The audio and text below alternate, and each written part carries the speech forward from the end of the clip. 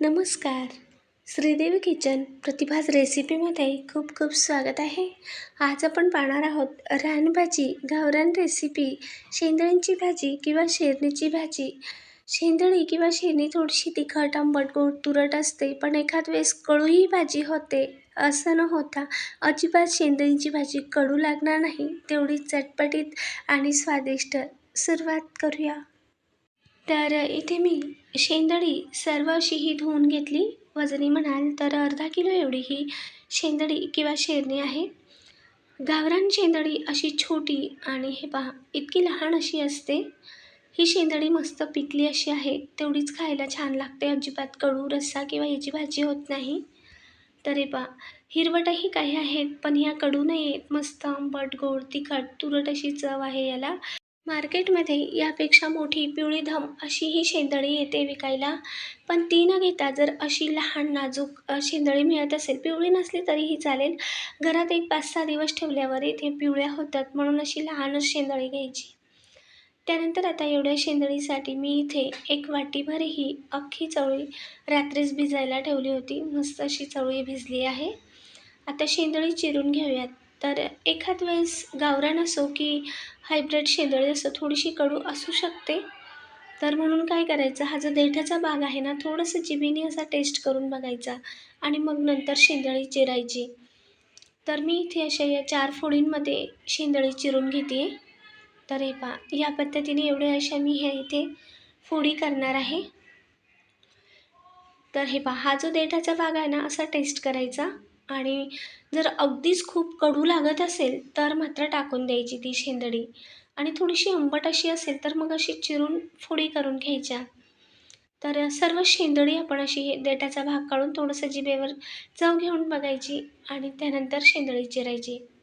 अशी पिवळीधम शेंदळी असेल तर काही टेस्ट करायची गरज नाही. ती मुळातच पिकलेली असते आणि अजिबात कडू लागत नाही. तर सर्व शेंदळी मी इथे चिरून घेतल्यात. आता यात घालूया आपण मीठ.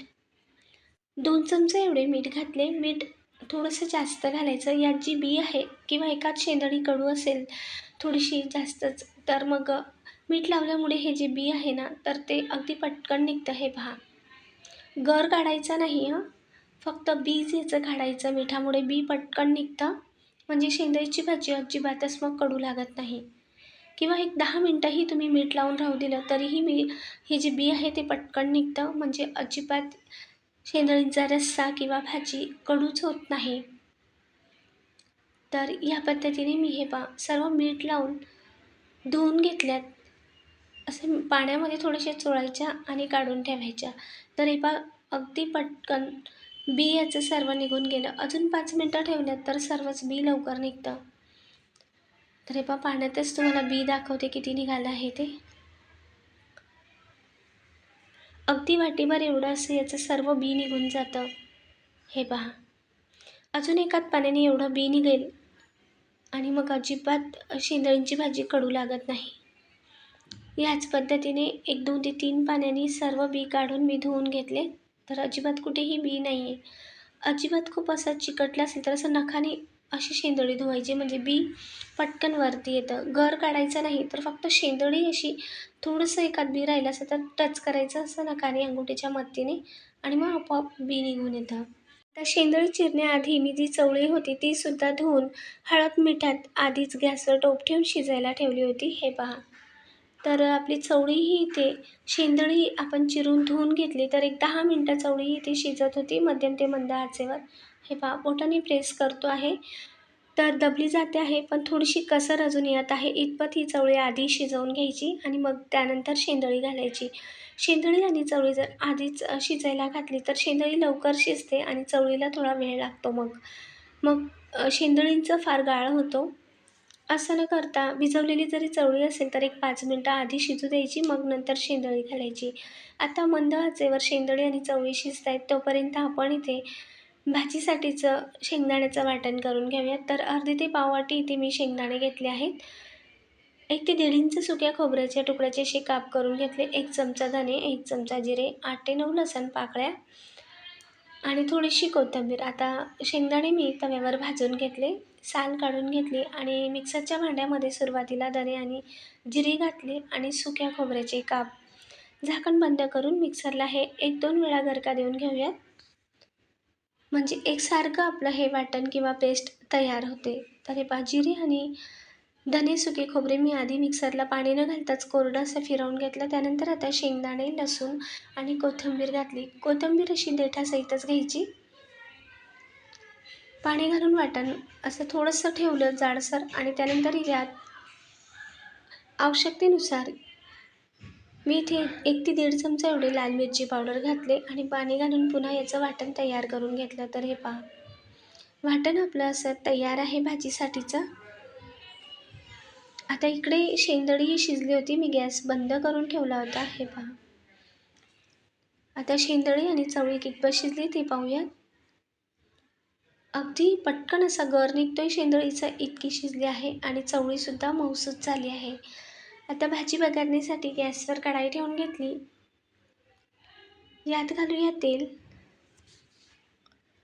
तेल गरम झाल्यावर तेल थोडं साधारण गरम होऊ द्यायचं. तेव्हा 1 चमचा एवढा कांदा लसूण मसाला घातला आणि त्यानंतर वाटण घातल्यावर परतवून घेऊयात. घरचा साठवणीचा मसाला घालत असाल, जास्तच ते गरम मसाला असेल तर अगदी अर्धा चमचा एवढा घालू शकता. आणि फक्त कांदा लसूण मसाला, थोडासा गरम मसाला त्यात असला तर 1 चमचा एवढा कांदा लसूण मसाला घालू शकता. गरम मसाला घालत असेल तर अगदी पाव चमचा एवढा आणि साठवणीचा असेल तर अर्धा चमचा. फक्त कांदा लसूण मसाला बाहेरचा पाकिटातला किंवा घरातलाच असेल तर 1 चमचा कांदा लसूण मसाला साधारण तेल गरम झाल्यावर मग घालायचा आणि मग वाटण चांगलं परतवून घेतल्यानंतर तेल सुटेपर्यंत तेव्हा शिजवलेली चवळी आणि शेंदळी घालून अगदी वाटणातलं पाणी घालून मिक्स करून घेतलं. मंद आचेवर 1 मिनिट झाकण ठेवून आता जेवढा रस्सा हवा होता तेवढं यात मी गरम पाणी घातलं आणि पहिली उकळी फुटण्याची वाट पाहिली. आता उकळी फुटली, चवीनुसार मीठ घातले. एकदा मस्त शेंदळींचा रस्सा किंवा भाजी हलवून घेऊया. सर्व मीठ यात मिक्स करून घेतले. एकदा तळापासून सर्व ढवळल्यानंतर आता याला अजून एकदा चांगली खळखळ अशी उकळी येऊ देऊयात. आत्ताच मस्त रश्श्याला तवंग आला आहे. तेवढीच ही भाजी खूप छान लागते खायला. खरं सांगते, विश्वासनीय सांगते, ज्वारीच्या भाकरीसोबत ही भाजी खूप मस्त लागते आणि भाजी हा रस्सासुद्धा शेंदळींचा खूप छान झाला आहे. आधी एकदा खदखद असं उकळलं, नंतर अजून 2 मिनटं मंद आचेवर मी अशीच ठेवली. त्यानंतर गॅस बंद केला, वरून चिरलेली कोथिंबीर घातली आणि गरमागरम शेंदळींची गावरान रेसिपी, गावरान रस्सा सर्व करूयात. तयार आहे आपली रानभाजी, गावरान रेसिपी शेंदळींची भाजी.